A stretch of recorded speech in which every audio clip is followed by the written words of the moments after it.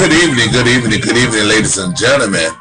I welcome you here to Distinct Talk, sponsored by Empowerment Ministries. I have here in the studio with me none other than my best friend, my fraternity brother, my buddy old pal, Minister Desmond T. Jackson of Sovereign Ministries. I want to give him a chance to introduce himself. Could you do me a favor and introduce yourself to the crowd here and let us know a little bit about who you are and, tell us a little bit about yourself? Good evening. How's everyone doing tonight? My name is Desmond T. Jackson, and I am the founder and the visionary for Sovereign Ministries. We are a community-based ministry. We sing, we minister to people, we help people in any way that we can, in any way that the Lord sees fit to lead us in that direction of helping. All right, now I hear you say that you help people. Could you name a couple things that Sovereign Ministries have done in the, let's say in the past, to kind of assist someone or help out someone, whatever they need? Well, for one, we do a Thanksgiving basket drive where we adopt a family for not just the one day of Thanksgiving. We try to adopt them for the entire month. And we try to take care of them in any way possible. In the past, we have fed them, we have clothed them, we've helped pay bills, we've just done all types of things. We've even ministered to them spiritually as well as physically. Okay, now let me ask you a question. I don't want to put the cart before the horse here, but because I don't want people to get Sovereign Ministry mixed up with anything else. Now, is Sovereign a church or is it a community-based group? Could you explain to us and the listening crowd here, let us know exactly what Sovereign is and what direction you are planning on taking Sovereign, maybe? Sovereign Ministries is a community organization. We are a community based group. We are a group of singers who are passionate about Christ. We're passionate about touching the lives of people through our music. We sing at various events, weddings, funerals, church services, concerts, things of that nature. And we just try to strengthen the lives of everyone that we come in contact with. We are not a church. We are a ministry. We are a music ministry. We are a group of dedicated singers who are passionate about the gift that God has given us and the call that he has on our lives. Okay, sounds good to me. Now, let me ask you a question. I heard you say that, Sovereign has basically sung out. You've been singing for a while. What year was Sovereign Ministry founded? Sovereign Ministries was actually founded in, I would say, 2000, in the year 2000. Okay. We took a hiatus. I moved to Los Angeles and worked there for about 5 years and came back and recharged and restarted the ministry around 2010. And since 2010, we've been going strong. Okay. Now, let me ask you a question. What inspired you to do so? I know there's a lot of people out there. Every time you turn around, you hear about it, whether it's on Facebook or in church. A lot of people are starting different groups and ministries per se. But what ignited your fire or your flame, should I say, that led you to go on this mission for the ministry? The Lord gave me this vision when I was about 11 years old. I was listening to a song by Daryl Coley entitled Sovereign while I was cutting my grandmother's grass, and the Lord spoke to me and said that you will have a group named Sovereign. It did not come to pass right away. I held on to that word that the Lord gave me, and some almost 30 years later, the Lord brought the vision to pass. He instructed me who to call to be a part of the ministry. He instructed me when to move. He instructed me where to practice at and everything. And I just followed the Lord's leading directly and did not falter, did not deviate from what he told me to do. Okay, now, okay. I hear you saying that the Lord gave it to you. That's a good thing, and I'm glad to hear. A lot of people say that they had a vision, or they had a dream, or they had a desire, but often they more often than not, I hear you say it again and again that the Lord gave you the vision. What was the mission that He laid on your heart for the ministry? The mission that God gave me for this ministry was to just strengthen the lives of people through music. Sounds perfect. We have the vision for this ministry from the Lord said that we won't be a group that just sings around the corner. This ministry will be taken to the nations. We will minister outside of the state. We will minister to people far and beyond our circle, if you will. Okay. Now, let me ask you another couple of questions here that spring up as I hear you speaking. I know God gave you a vision. I know God laid it on your heart. Now, if you had to share your vision, what is your vision for the next year concerning Sovereign? By next summer, you would want to have accomplished what? I want to have accomplished our project out and possibly working on our second project. I want to I want people to be able to say, because we ministered to them, their life was changed. They were blessed. They were healed. They were delivered. They were set free.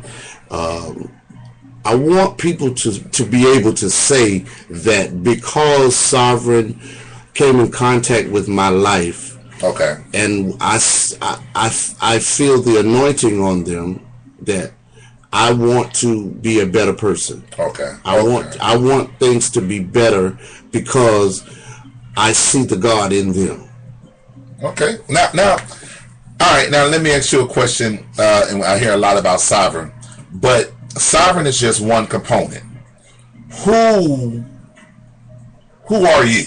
Who is Desmond, and where does Desmond? Tell me a little bit about Desmond. I'm hearing a lot about Sovereign, but man, I know there's a lot that you can share about your life and what God has took you through. And I mean, I know you personally, but this is for everyone else to know, because most times people will see you, and I mean, your directorial skills are like off the charts, and singing, you're there, I have seen you, I've sung behind you myself. I have actually seen you minister. I have seen you deliver the word. But I want people to know who is Desmond. Like, give us a chance to know who you really are. Like, who's the man behind the mask. Share me a little bit about, where you come from, and let me know about yourself. Come on, give us a little bit about yourself. Well, wow. I'm just a servant. I'm just a servant. Whatever God has gifted me to do, I thank Him for it. I don't make any boast about myself. I just thank God that I'm able to be used in whatever situation that God has placed me in. That's all. I'm just a servant. I'm not going to sit up here and say, oh, I do this and I do, because if it had not been for the grace of God and the hand of God on my life, I would not be able to be here. I'm just a servant. That's all. I love hearing you say you're just a servant. What city did you come up in? I grew up in the great and wonderful city of Hallandale Beach, Florida. A lot of people may not know where that is, may have never heard of that. We're right smack dab in between Miami and Fort Lauderdale, Florida. Hallandale Beach, one of the richest cities in Florida. I know. I tell people that all day long. Don't sleep on us. Right, we are the richest. Right. All right. Now, I have to ask this question: who, if anyone, inspired you for the art of music in ministry? That is. my mentor, Lowell Lampkin. Lowell Lampkin was and is, I believe, the greatest the greatest local inspiration to me. He is the one that set me on the road that I am on. He took me under his wing. He pruned and cut and did a whole lot of praying. Yes, yes. Because I was a piece of work. But Lowell Lampkin is the reason that I am standing here today in ministry. Okay. Now, I know you personally, but I want you to share with us your testimony. Again, I know you personally, but I want to see if you can get a chance to share with everyone when you were when you were laying on your back, not knowing if you were going to ever be able to breathe again or sing again. I want you to get a chance to share that testimony with us, if you will. I was living in Los Angeles, California, and I had given up on music. I was through singing. I was just living my life. I was married, had my kids. We were living in Los Angeles, and I had a heart attack, a massive heart attack. And I didn't know I had a heart attack. I had an idea, but I really did not know. I went to work that day. I couldn't hardly walk. I couldn't hardly breathe. I worked all day long. And on my way home, my wife took me to our doctor. Just so happened our doctor stayed open until 8 o'clock. Sitting in the doctor's office, they run some tests. And the nurse came in the room and said, okay, we got to do this test over because you moved. And I know I didn't move. I was laying there still. I was half asleep. Still in pain. Still numb on the left side. Vision blurred. She left out the room and came right back in and said, I need you to stop moving because the machine is registering that you're having a massive heart attack. Well, I said, well, I have not moved since you put me in here. Then 3 doctors and 4 nurses came in the room with all of this information saying, okay, well, I need you to go to this hospital. They're waiting on you, da, da, da, da, da.